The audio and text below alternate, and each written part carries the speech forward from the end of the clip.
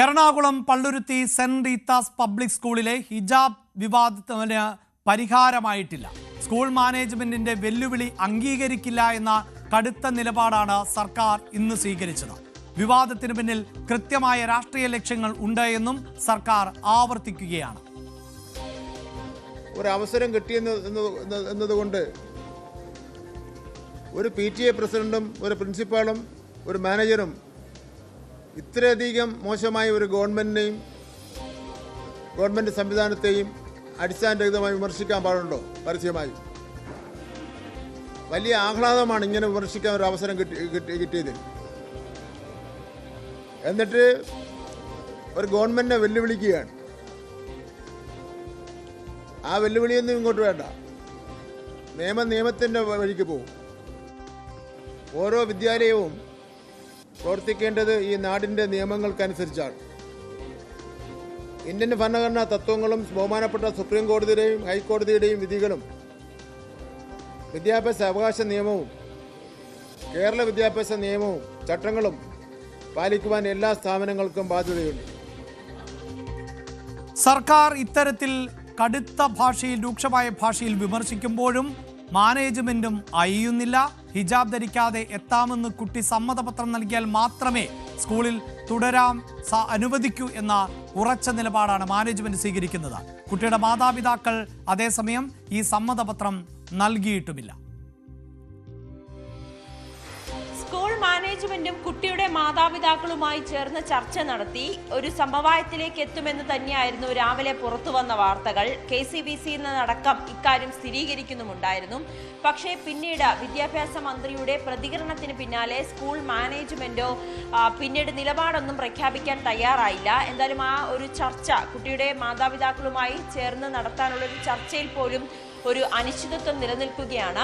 കുട്ടി ഇന്നും സ്കൂളിലേക്ക് എത്തിയില്ല. ഇന്നും പരീക്ഷ ഉണ്ടായിരുന്നു. പക്ഷെ കുട്ടി എത്തില്ല എന്ന് തന്നെ കുട്ടിയുടെ പിതാവ് സ്കൂളിനെ വിളിച്ചറിയിക്കുകയായിരുന്നു. പക്ഷേ പരീക്ഷയാണ്, അത് കുട്ടിയുടെ ഭാവിയെ തന്നെ ബാധിക്കും. അതുകൊണ്ട് പരീക്ഷയ്ക്ക് ഹാജരാക്കണമെന്ന് ആവശ്യപ്പെട്ടു എങ്കിൽ പോലും കുട്ടിയോ കുട്ടിയുടെ സഹോദരിയോ ഇന്ന് സ്കൂളിലേക്ക് വിടാൻ മാതാപിതാക്കൾ തയ്യാറായിട്ടുമുണ്ടായിരുന്നില്ല.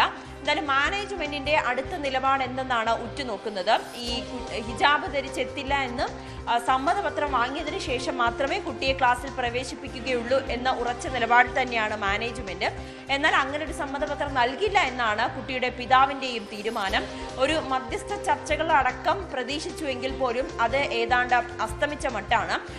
ഈ KCBC വൃത്തങ്ങളിൽ നിന്ന് പോലും KCBC അടക്കം വിദ്യാഭ്യാസ വകുപ്പുമായി ബന്ധപ്പെടുകയും ഈ വിഷയത്തെ കൂടുതൽ മുന്നോട്ട് കൊണ്ടുപോകേണ്ടതില്ല, കാരണം ഒരു രാഷ്ട്രീയ പാർട്ടികളെ വിഷയത്തെ ഏറ്റെടുത്ത് ഒരു സാമുദായിക ധ്രുവീകരണത്തിലേക്ക് ഇക്കാര്യങ്ങൾ നീങ്ങുന്നുണ്ട് എന്നൊരു മുന്നറിയിപ്പ് നൽകി. അതിനാൽ ഈ വിഷയം എത്രയും വേഗം അവസാനിപ്പിക്കണമെന്നാണ് KCBC നൽകിയിരിക്കുന്ന നിർദ്ദേശം. അതോടൊപ്പം തന്നെ സ്കൂൾ മാനേജ്മെന്റിനോടോ PTA ഇനിയൊരു പരസ്യ പ്രതികരണം പാടില്ല എന്ന കർശന നിർദ്ദേശവും നൽകിയിട്ടുണ്ട്.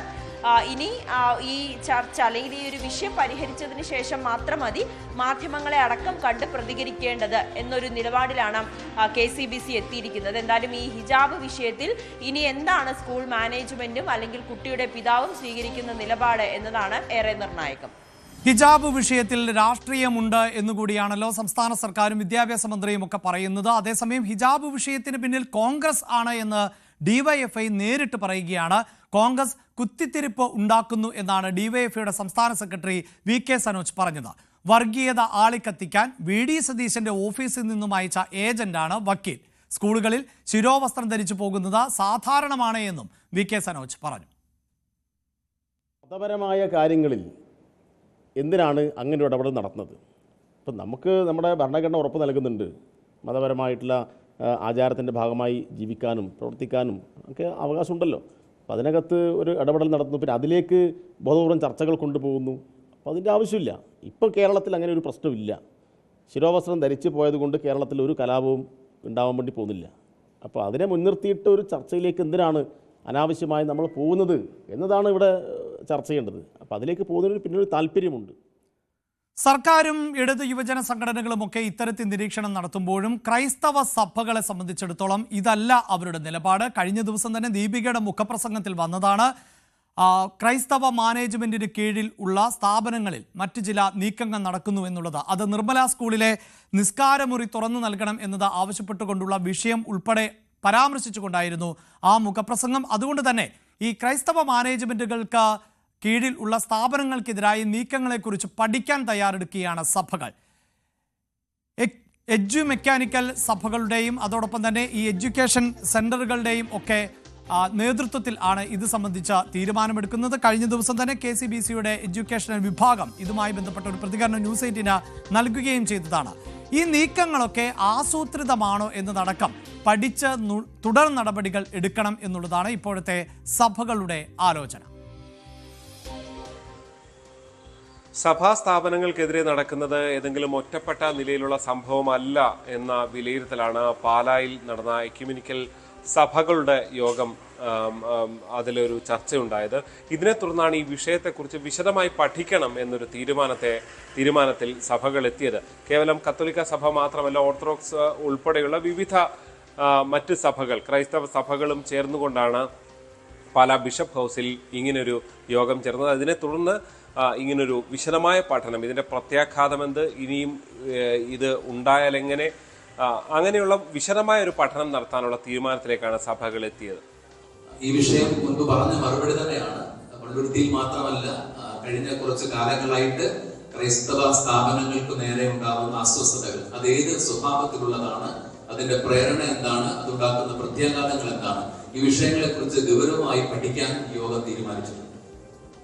നിലവിൽ സഭകൾ ഇതിൽ കുറച്ചുകൂടെ വിശദമായ ചർച്ചകൾ നടത്താൻ തീരുമാനിച്ചിട്ടുണ്ട്. ഇന്നലെ പാലായിൽ നടന്ന യോഗത്തിൽ വിവിധ അധ്യക്ഷന്മാർ, എല്ലാ സഭകളുടെ അധ്യക്ഷന്മാരല്ല, ബിഷപ്പുമാരൊക്കെയാണ് എത്തിയിരുന്നത്. അതുകൊണ്ട് തന്നെ അതാത് സഭകളിൽ കുറച്ചുകൂടി ചർച്ചകൾ നടത്തുക, അതിനുശേഷം ഇത് സംബന്ധിച്ച അന്തിമമായൊരു വ്യക്തത, ഏത് തരത്തിലാണ് സമിതി രൂപീകരിക്കേണ്ടത്, അതിൽ ആരൊക്കെ ഉണ്ടാകണം എന്നത് സംബന്ധിച്ച് ഒരു അന്തിമമായ വ്യക്തത കൈവരികയുള്ളൂ.